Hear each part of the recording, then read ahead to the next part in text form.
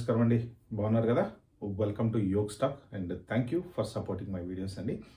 రీసెంట్గా నవార్క్ ఇంటర్నేషనల్ ఎయిర్పోర్ట్లో ఒక 2-3 H1B డిపోర్టేషన్స్ జరిగినాయి. మోర్ ఆర్ లెస్ రీసెంట్గా H1B డిపోర్టేషన్స్ కానీ L1 వాళ్ళని కూడా డిపోర్ట్ చేశారంట. సో ఈ డిపోర్టేషన్స్ బాగా వింటున్నాం అనమాట. అంటే యాక్చువల్గా పోవా మాకు తెలుసులే నువ్వు చెప్పేది ఏంది అన్నట్టు అంటారు, కానీ చాలామంది ఎవరైనా చెప్పుకుంటే తెలుస్తుంది కదా. సో జాబ్ పోయినా కానీ ఇప్పుడు మనతోనే నలుగురు తిరుగుతూ ఉంటారు ఫర్ ఎగ్జాంపుల్, ఆ నలుగురిలో ఎవరి జాబ్ ఉంది ఎవరికి లేదు మన వాడు చెప్తే తప్ప మనకు తెలియదు కదా. అలానే ఇలాంటివి కొన్ని ఏంటంటే ఇప్పుడు ఎవరో ఎక్కడో ఏదో మాట్లాడుకుంటేనో వాళ్ళ గ్రూప్లో ఉంటేనో తెలుస్తూ ఉంటాయి అనమాట.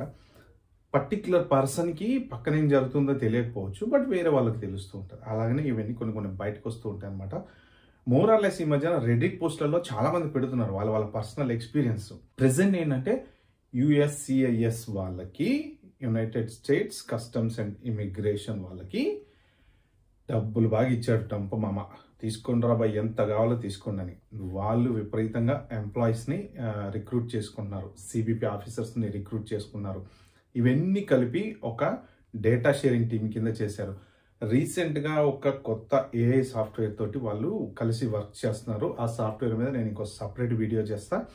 ఆ సాఫ్ట్వేర్ ఏంటి, దాని డేటా అనాలిటిక్స్ ఏంటి, మన ఇన్ఫర్మేషన్ వాళ్ళకి ఎలా దొరుకుతుంది, మనం నిద్రపోయినా పడుకున్నా లేచినా ఎలా వాళ్ళు గుర్తుపట్టేస్తున్నారు, ఇవన్నిటికీ నేను ఇంకొక వీడియో చేస్తాను. ప్రస్తుతానికి ఈ వీడియో మాత్రం ఓన్లీ డిపోర్టేషన్స్ మీదనే. ఫస్ట్ ఇంపార్టెంట్ విషయం మీరు తెలుసుకోవాల్సింది ఏంటంటే ఇన్ హౌస్ క్లయింట్ డ్రామా ముగిసిపోయింది. ఇన్ని రోజుల నుంచి మనము ఇన్ హౌస్ క్లయింట్ అని చెప్పి స్టైల్గా H1B మీద US వెళ్ళిపోయేసి ఉద్యోగాలు ఎత్తుకున్నాము. ఆ డ్రామా ఇంకా అయిపోయింది.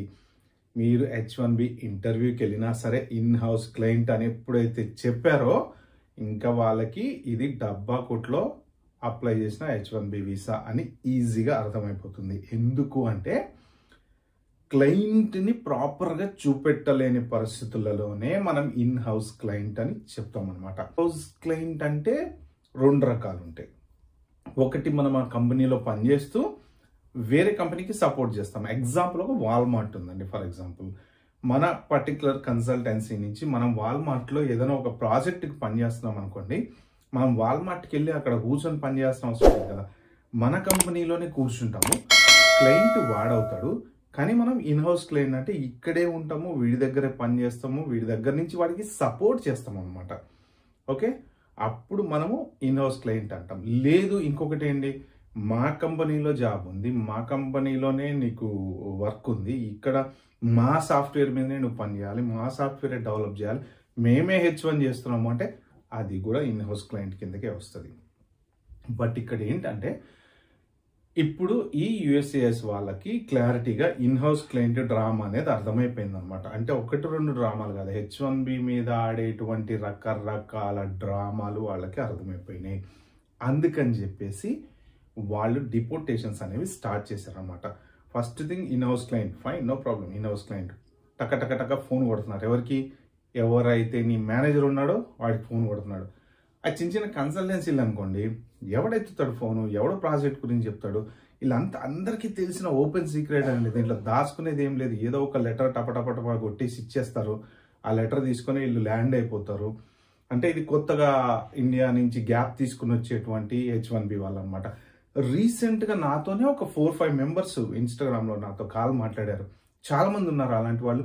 ఒక 2 అయితే ఆల్రెడీ వచ్చేసారు యూఎస్లో. లక్కీగా పోర్ట్ ఆఫ్ ఎంట్రీ నుంచి బయటపడ్డారు, కానీ వాళ్ళకి జాబులు లేవు, జాబులు స్టిల్ సెర్చింగ్.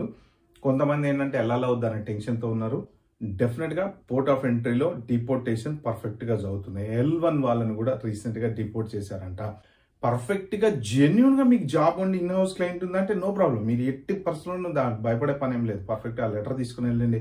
మీ మేనేజర్ లెటరు, మీ ఫోన్ నెంబరు, కాన్వర్జేషన్స్ ఇవన్నీ ఉంటాయి కదా, ఈమెయిల్ కాన్వర్జేషన్స్, లేకపోతే ప్రాజెక్ట్ డీటెయిల్స్, ప్రాజెక్ట్కి సంబంధించిన డిస్కషన్స్ ఇవన్నీ ఉంటాయి కాబట్టి ప్రాబ్లం ఏం లేదు.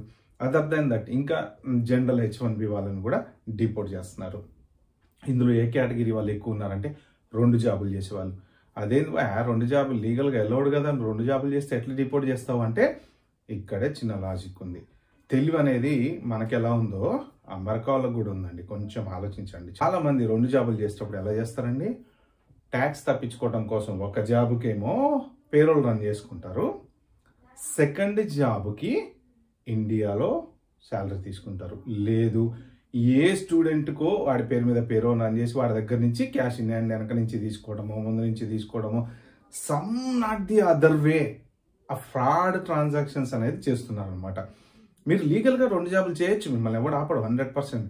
బట్ ప్రూవింగ్ దట్ మీ అకౌంట్కి 2 జాబులు 2 కంపెనీ నుంచి పర్ఫెక్ట్గా శాలరీ వస్తుంది, మీరు పర్ఫెక్ట్గా ట్యాక్స్ కడుతున్నారు. ఇప్పుడు దీంట్లో 100K దాంట్లో 100K వస్తుంది అనుకోండి, 100Kకి 100Kకి 200Kకి మీరు లీగల్గా ట్యాక్స్ కట్టుకుంటూ 2 జాబులు చేస్తే ఎవడేమన్నాడు, నో ఛాన్స్ అనమాట అక్కడ. కానీ ఇక్కడ ఏంటంటే ఫ్రాడలెంట్ ట్రాన్సాక్షన్స్. 50,000 వాడికి, 50,000 వీడికి, 50,000 ఆమెకి, లేకపోతే ఇండియాలో ఉన్నోడికి, నాకు ఇండియాలో శాలరీ ఈయన, అక్కడ ఈఎంఐలు కడతాను, అపార్ట్మెంట్ కొనుక్కుంటా.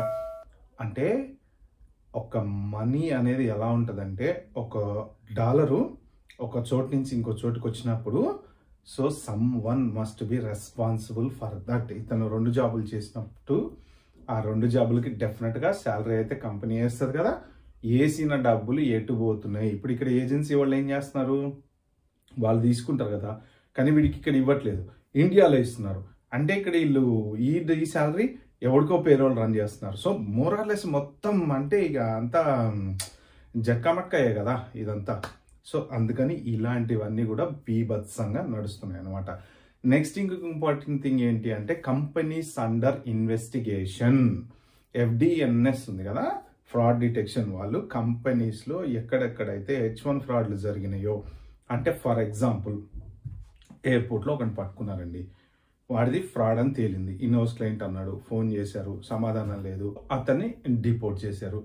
అక్కడ ఏంటి, సింపుల్గా ఆడొచ్చాడు, పట్టుకున్నాడు, పంపించేశాడు కాదు, they are tracking that information. ఏ కంపెనీ మీద అయితే అతను వచ్చాడో ఆ కంపెనీ నుంచి అతన్ని డిపోర్ట్ చేసిన తర్వాత ఈ information CBP officers they are passing it to USCIS. USCIS వాళ్ళు అప్పుడు అక్కడ FDNSకి ఇచ్చి, FDNS వాళ్ళు వీళ్ళందరూ కలిసి ఆ కంపెనీ మీద కన్నేసి ఉంచుతారనమాట. మీకు ఇంకొక స్టెప్ హెడ్ వేసి ఒక విషయం చెప్తా, వీళ్ళు ట్రాప్ కూడా చేస్తారు అప్పుడప్పుడు. మీకు ఇంతకుముందు నేను ఒక వీడియోలో పెట్టా, ఒక పెద్ద యూనివర్సిటీ పెట్టి చాలా మంది స్టూడెంట్స్ని ట్రాప్ చేశారు, చాలా మంది లెక్చరర్ జాబ్కి అప్లై చేసిన వాళ్ళని ట్రాప్ చేశారు, ఏజెంట్లని ట్రాప్ చేశారు. వీళ్ళందరినీ అరెస్ట్ చేసి డిపోర్టేషన్ సెల్లో పెడితే ఇండియన్ గవర్నమెంట్ ఇన్వాల్వ్ అయ్యి వాళ్ళందరినీ మళ్ళీ ఆ ట్రీటీ ప్రకారం ఇండియా పంపించుకుంది. సో ఇప్పుడు వాళ్ళకి ఏమైనా అనుమానం వచ్చింది అనుకోండి, పోర్ట్ ఆఫ్ ఎంట్రీలో చక్కగా క్లియర్ చేసి పంపిస్తారు. ఇది ఒక్కటి మీరు గుర్తుపెట్టుకుని జాగ్రత్తగా. మీ కన్సల్టెన్సీ చిన్నది 4 రూముల్లో ఉందనుకోండి ఫర్ ఎగ్జాంపుల్, వాళ్ళకి అన్ని ఇన్ఫర్మేషన్లు తెలుసు, పంపించేస్తారు పోర్ట్ ఆఫ్ ఎంట్రీ క్లియర్ చేసి, ఎక్కువ క్వశ్చన్స్ ఏం అడగకుండా. కానీ అక్కడ వాడు రెడ్ ఫ్లాగ్ ఎంటర్ చేసుకుంటాడు అనమాట. ఈ డీటెయిల్స్ USCIS పంపిస్తాడు. అక్కడ వాళ్ళు FDNSతో కలిసి ఇక్కడ ఇన్వెస్టిగేషన్ చేసి ట్రాప్ చేసి మొత్తాన్ని పట్టుకుంటున్నారు అనమాట. సో ట్రాప్స్ కూడా ఉంటాయి వీళ్ళ దగ్గర. ఒక పెద్ద యూనివర్సిటీలో 2 సిలికాన్ వ్యాలీలో కూడా జరిగింది. సిలికాన్ వ్యాలీ యూనివర్సిటీలో కూడా ట్రాప్ చేసి చాలా మందిని పట్టుకున్నారు. అంటే వీళ్ళు అప్పుడప్పుడు, అంటే అది ట్రంప్ గవర్నమెంట్లో కాదు, ఈ ఇన్వెస్టిగేషన్ జరిగి ట్రాప్ చేసి పట్టుకుంది యూనివర్సిటీ ఒబామా గవర్నమెంట్లో జరిగింది. సో అంటే ఒక్కొక్కసారి వీళ్ళు ఏదైనా చెయ్యాలి అనుకుంటే పర్ఫెక్ట్గా చేస్తారనమాట. కాబట్టి ఈ ట్రాప్ కూడా ఒకటి ఉంది. పోర్ట్ ఆఫ్ ఎంట్రీలో క్లియర్ అయిపోయిందని సంకల్ కుదుకొని బయటకు వెళ్ళాల్సిన అవసరం కూడా లేదు. మీకు గనక జాబ్ లేదు అంటే వాడికి ఈజీగా అర్థమైపోతుంది. జెన్యూన్గా జాబ్ మీద వచ్చేవాడికి, జాబ్ లేకుండా ఏదో ఒకటి చెప్పి వచ్చేవాడికి డిఫరెన్స్ అనేది మనలాంటి వాళ్ళని ఇంతమందిని చూస్తారో వాళ్ళు పొద్దున్న లేస్తే, మనమేం స్పెషల్ కాదు, అక్కడ ఈజీగా తెలిసిపోద్ది. వరల్డ్ వైడ్ బోల్డ్ అంతమంది వస్తుంటారండి H1B మీద.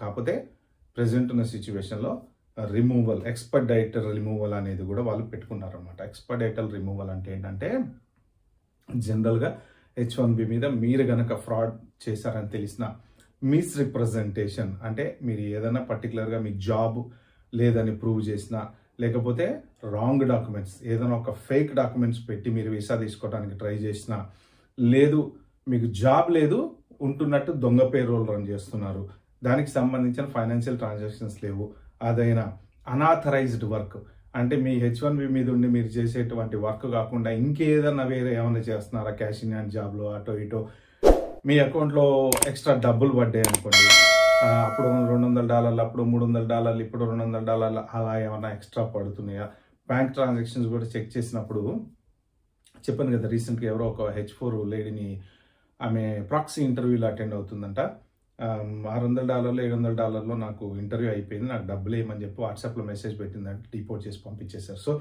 ఇలాంటి సందర్భాలన్నీ జరుగుతూ ఉంటాయి అనమాట. జెన్యున్గా పర్ఫెక్ట్గా జాబ్ ఉండి జెన్యున్గా ట్యాక్స్ మెయింటైన్ చేసుకుంటా జెన్యున్గా ఉండేవాడికి ఎటువంటి ప్రాబ్లం లేరు. కానీ ఆలోచించండి, ఎంతమంది అలా ఉన్నారు? 100కి 100% ఉంటారు కదా. ఆ 100లో ఒక 20% 30%లో ఎక్కడో ఒక్కడ ఏదో ఒక రకంగా మనం సర్వైవ్ అవటం కోసం చేసేటువంటి డ్రామాలలో ఇది ఒక పార్ట్ అనమాట. సో ఈ ఎక్స్పెడిటెడ్ రిమూవల్ కనుక ఒకవేళ జరిగితే దీనికి ఏంటి అంటే కోర్టుకి వెళ్ళి డిఫెండ్ చేసుకునే ఛాన్స్ ఉండదు అనమాట. They have a discretionary powers to remove you from United states. Bar చేసి అవసరమైతే 5 సంవత్సరాలు కానీ 10 సంవత్సరాలు కానీ బార్ చేసే ఛాన్స్ కూడా ఉంది ఒక్కొక్కసారి ఎక్స్పెడిటెడ్ రిమూవల్లో. ఇంకా జనరల్గా ఏంటంటే ఇప్పుడు వన్స్ మీరు యునైటెడ్ స్టేట్స్ ల్యాండ్ మీద ఉన్నారనుకోండి, ఒకవేళ ఇలాంటి సిచ్యువేషన్లో మీరు కోర్టుకి వెళ్ళి లాయర్ దగ్గరికి వెళ్ళి లాయర్ని తెచ్చుకొని డిఫెండ్ చేసుకొని మాట్లాడుకునే ఛాన్స్ ఉంటాయి. వన్స్ పోర్ట్ ఆఫ్ ఎంట్రీలో ఉంటే మీరు ఇలాంటివి ఏమీ నడవు అనమాట. పోర్ట్ ఆఫ్ ఎంట్రీ ఖతం అయిపోయింది, జస్ట్ గో బ్యాక్ హోమ్. మీకు మీరు ఎవరి దగ్గర కోర్టులోకి వెళ్ళి నిలబడి చెప్పుకునేది కూడా ఏముండదు. ఫైనల్ ఇల్లు అట్లాంటివి ఏమన్నా ఉంటే మనం బయట తర్వాత కోర్టులోకి వెళ్ళి మాట్లాడుకోవచ్చు, కానీ వన్స్ పోర్ట్ ఆఫ్ ఎంట్రీలో ఈ ఛాన్స్ అయితే లేదు. సో కాబట్టి H1B వాళ్ళు ఎవరైనా సరే ఈ client in house client drama ఏదైనా ఉంటే మాత్రం నిజంగా మీరు జెన్యున్గా ఇన్ హౌస్ క్లయింట్ అయితే మాత్రం హ్యాపీగా వెళ్ళండి, నో ప్రాబ్లం. ప్లస్ ఇంకోటి నా సిన్సియర్ అడ్వైజ్, నేను ఇంతకుముందు వీడియోలో కూడా చెప్పాను, మళ్ళీ ఇదే వీడియోలో కూడా చెప్తున్నా. చాలా మంది నాకు దగ్గర 10-15 మంది కూడా మెసేజ్ల్లో వీటిల్లో నాకు ఈమెయిల్స్ కూడా ఇస్తున్నారు. మాకు ఎప్పుడో H1B వచ్చింది సార్, మేము ఇప్పుడు వెళ్దాం అనుకుంటున్నామని. మీ అందరికి మాత్రం ప్రస్తుత పరిస్థితి అయితే అస్సలు బాగాలేదండి.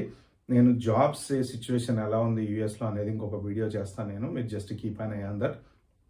ప్రెసెంట్ మాత్రం నా అడ్వైజ్ అయితే పోర్ట్ ఆఫ్ ఎంట్రీలో అంత ఈజీగా లేదు. They are deporting it. మీరు కనుక జెన్యున్గా ప్రూవ్ చేసుకోలేకపోతే ప్రతి వాళ్ళకి ఆశ ఉంటుందండి. 100% తప్పేం లేదండి దాంట్లో. I can understand totally.